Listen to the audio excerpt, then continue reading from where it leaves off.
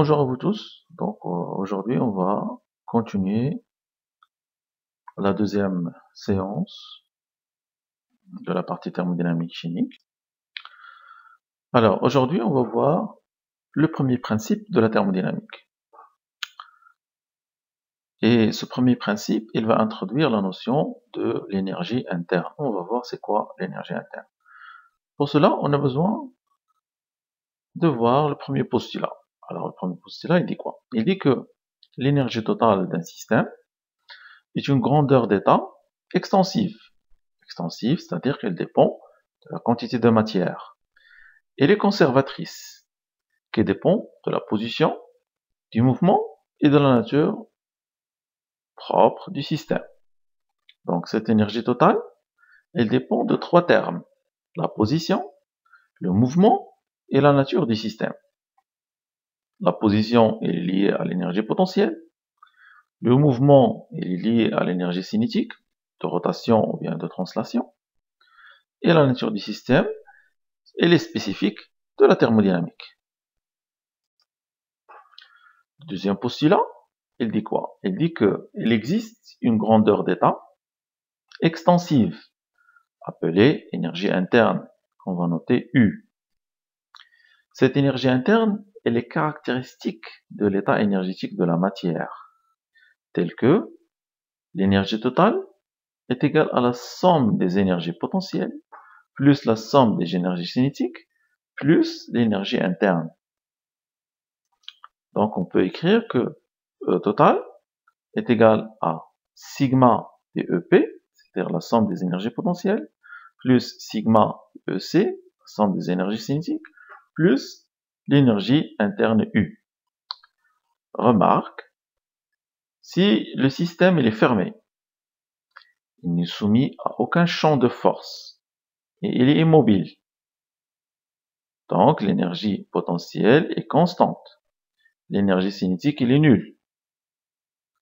Imaginons qu'on a un système qui est fermé, pas d'échange de matière. Il n'est soumis à aucun champ de force. Il n'y a pas de force. Donc il est immobile. Son énergie cinétique, elle est nulle. Son énergie potentielle, elle est constante. Donc, on déduit que la variation de l'énergie totale est égale à la variation de l'énergie interne.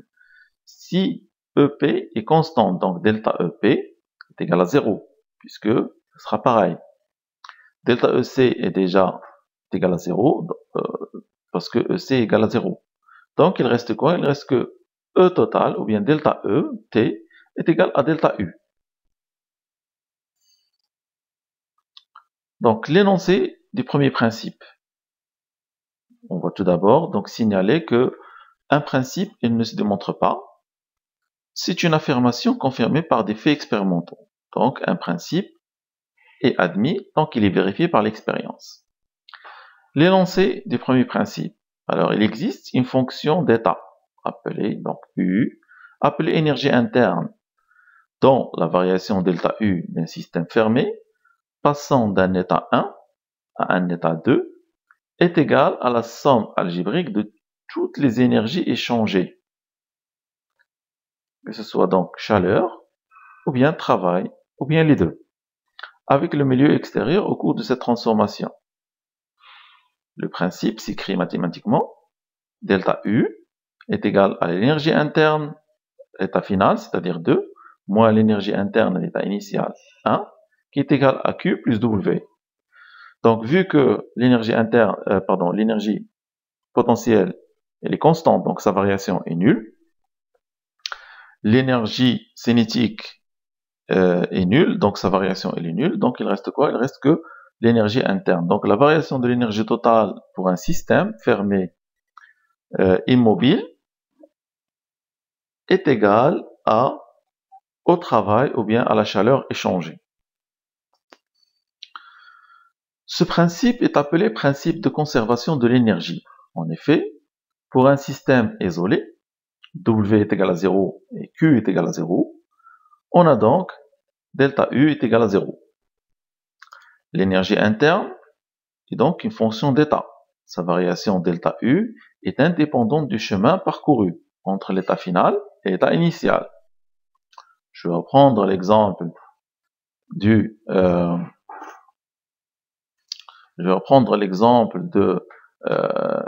des trois étudiants qui habitent sur Casablanca et qui font le trajet pour rejoindre la FST à Mohammedia. Donc le premier étudiant, il va utiliser donc le bus. Il va venir de Casablanca vers Mohammedia, donc il va payer une petite somme d'argent, mais un temps de trajet plus long. Le deuxième, donc il va utiliser le train, donc il va payer un peu plus, il va réduire son temps de trajet. Le troisième, il va utiliser sa voiture, donc il va payer encore plus, il va payer le carburant, et il va réduire notablement sa durée de trajet. Donc en fin de compte, tous les étudiants se sont déplacés de Casablanca vers Mohammedia. Donc l'énergie interne, il ne va pas prendre en considération les chemins parcourus, mais à la fin, ils auront la même énergie interne parce que ils se sont déplacés de Casablanca vers Mohammedia. L'énergie interne, c'est toujours l'état final moins l'état initial. Et peu importe, donc toujours, on aura toujours la même énergie, delta U, que ce soit la transformation 1 ou 2 ou 3, on aura toujours la même valeur de delta U, mais qu'est-ce qui va changer? C'est juste Q1, W1, Q2, W2, Q3, W3. C'est-à-dire, qu'est-ce qui va changer entre les trois chemins? C'est juste la quantité d'argent et le temps alloué, quantité d'argent, temps alloué, et ainsi de suite. Mais la somme de Q1 plus W1 est égale à la somme de Q2 plus W2 est égale à la somme de Q3 plus W3. Alors, pour un système fermé, delta U est constante, quelle que soit la transformation de l'état initial à l'état final. Pour une transformation cyclique, l'état initial est identique à l'état final. Donc, delta U est égal à U2 moins U1. Il est égal à 0, vu que l'état initial est égal à l'état final. Donc, il y aura pas la différence sera égale à 0. L'expression différentielle de l'énergie interne U, on va noter donc delta U qui est égal à Q plus W. La forme différentielle de l'énergie interne est égale à D de U et à D de Q plus D de W. On écrit D de U car U est une fonction d'état. Donc D de U est une variation infinitésimale de U. D de U est la différentielle de U qui est l'énergie interne. Par contre, on utilise le symbole delta pour souligner le fait que D de Q et D de W sont des échanges infinitésimaux de chaleur et de travail, mais ne sont pas des variations de fonctions d'état.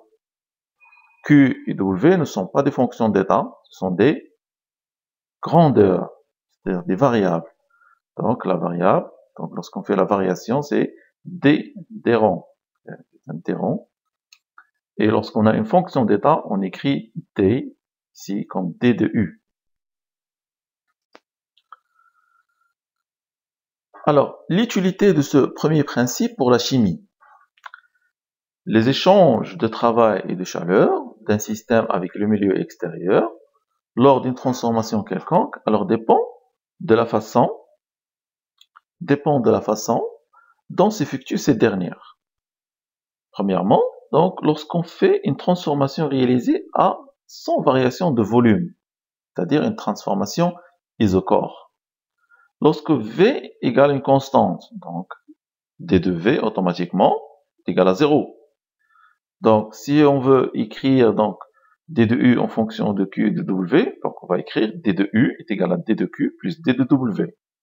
Or, D de W est égal à moins P de V, vu que D de V est égal à 0, donc automatiquement D de W est égal à 0. Donc, automatiquement, dans ce cas-là, la variation de l'énergie interne D de U est égale à la variation de la chaleur D de Q. Donc, je vais écrire que delta U est égal à QV. QV, c'est l'indice que cette relation n'est valable que si le volume est constant. Donc, toute la variation de l'énergie interne, dans ce cas-là, il se forme d'une chaleur. On remarque aussi que si la chaleur dégagée ou absorbée par le système réactionnel lors d'une transformation chimique réalisée à volume constant est égale à la variation de l'énergie interne de ce système. Ça veut dire que si on travaille à volume constant, automatiquement, la variation de l'énergie interne sera égale à la quantité de chaleur soit dégagée, soit absorbée par le système réactionnel.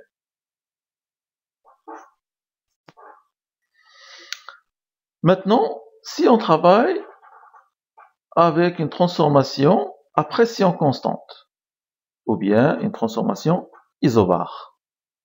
Lorsque P égale une constante, on a donc D de P égale à 0, et on sait que D de U est égal toujours à D de Q plus D de W, donc on va remplacer D de Q, D de Q il reste, et on va remplacer dW par sa valeur qui est égale toujours à moins PDV. On va avoir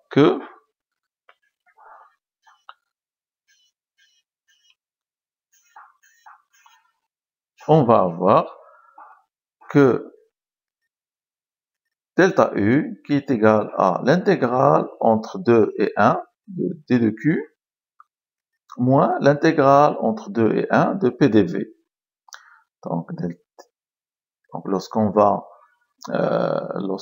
développer donc U2 moins U1 qui est égal à QP moins P facteur, vu que P c'est une constante, donc il reste que D de V, donc ce sera facteur de V2 moins V1.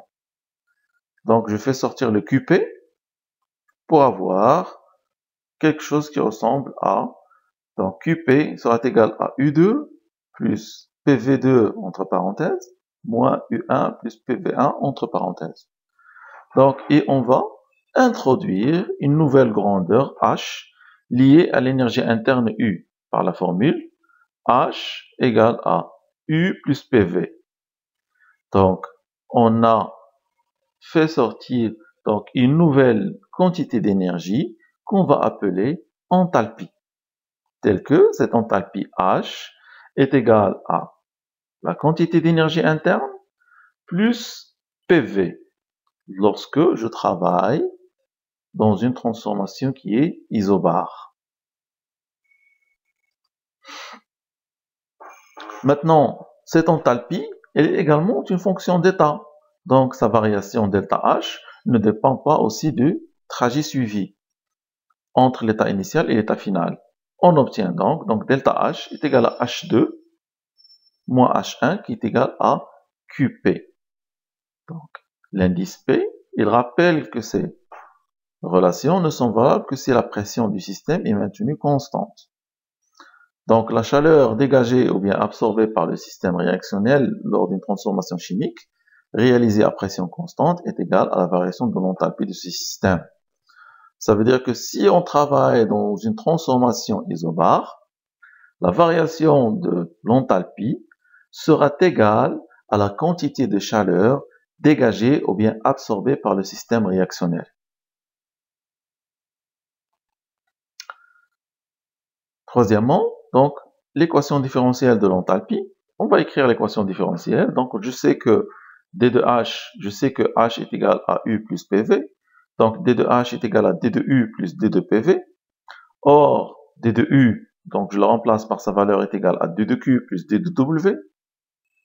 Et bien sûr, D de PV est égal à PDV plus VDP. Donc, je sais que D de W est égal à moins PDV. Donc, je remplace D de W ici par moins PDV. Je vais simplifier. Moins PDV plus PDV. Il me reste quoi? Il me reste D de H est égal à D de Q plus VDP.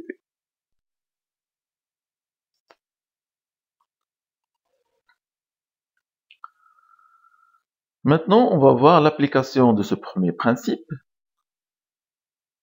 de la thermodynamique, mais l'application au système gazeux.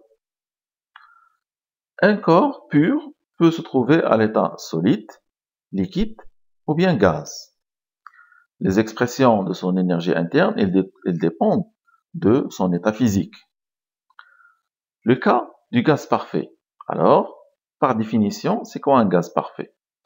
Un gaz parfait, en toute rigueur, il n'existe pas. Donc, il n'y a pas de gaz parfait. Mais il y a des gaz réels qui tendent à être ou bien à prendre l'apparence d'un gaz parfait dans des conditions thermodynamiques. Alors, il est constitué de particules qui n'ont aucune interaction les unes avec les autres. Cependant, lorsque la pression d'un gaz diminue, donc c'est un gaz réel, lorsqu'on va faire diminuer la pression d'un gaz réel, la distance entre les particules s'accroît, c'est-à-dire que les particules ils deviennent éloignées les unes des autres, donc moins d'interaction. Donc automatiquement, on va tendre vers le gaz réel. Il peut être considéré comme un gaz parfait.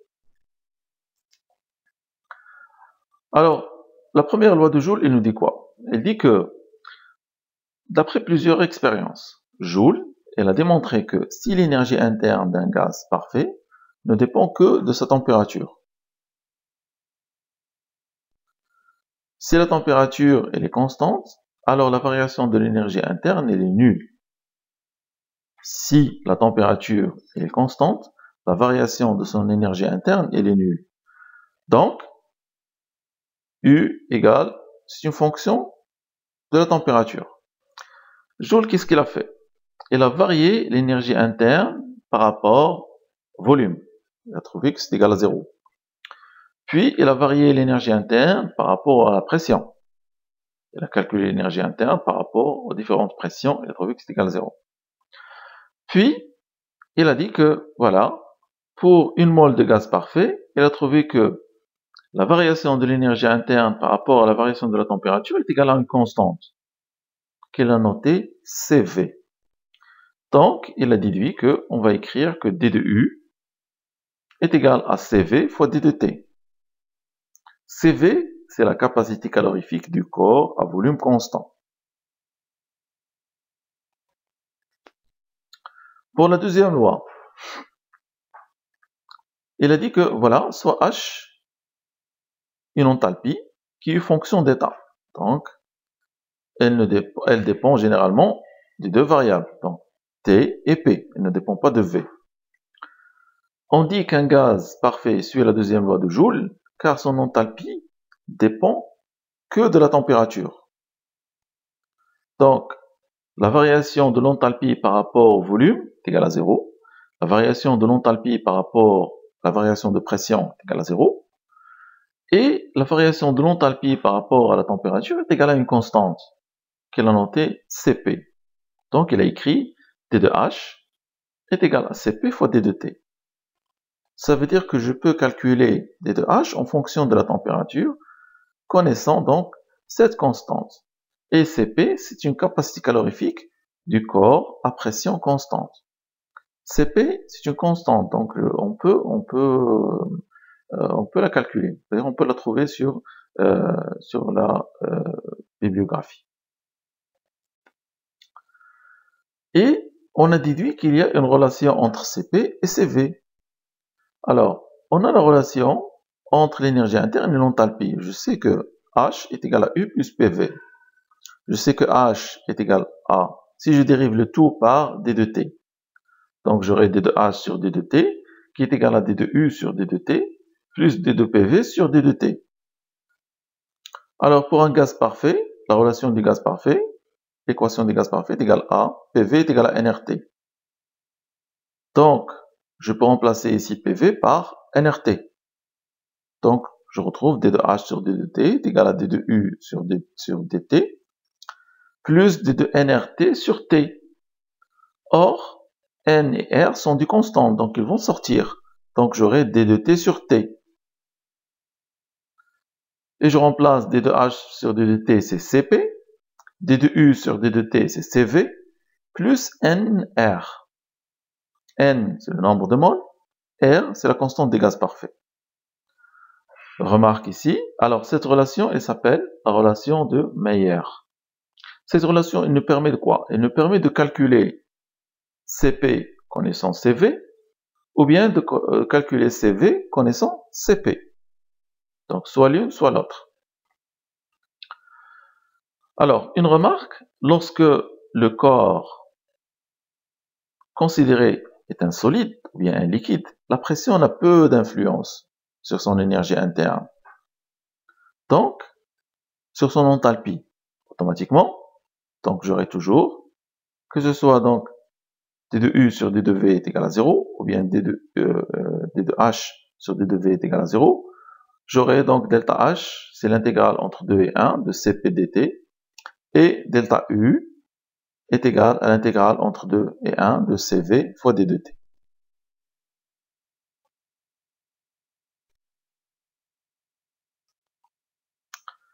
On peut donc définir les transformations possibles de faire passer donc le système d'état d'un état à un autre. Alors ces changements de phase peuvent être résumés par le schéma suivant. Lorsque je passe d'un état solide à un état liquide, c'est une fusion. D'un état liquide vers un état solide, c'est une solidification. D'un état liquide vers un état gaz, c'est une vaporisation. D'un gaz vers liquide, c'est une liquéfaction. D'un gaz vers un solide, c'est une condensation. D'un solide vers un gaz, c'est une sublimation.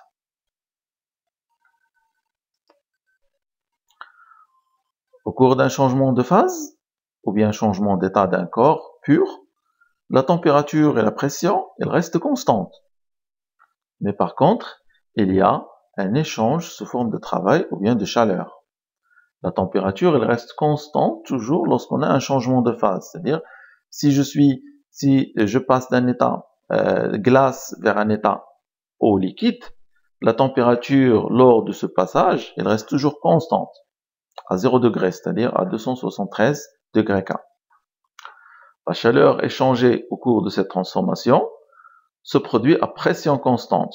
Et lorsqu'on a une transformation à pression constante, toute la chaleur, il se forme d'une QP, c'est-à-dire une enthalpie, une variation d'enthalpie. QP est appelée chaleur latente. Et delta H est égal, c'est une enthalpie de changement d'état, ou bien enthalpie de changement de phase.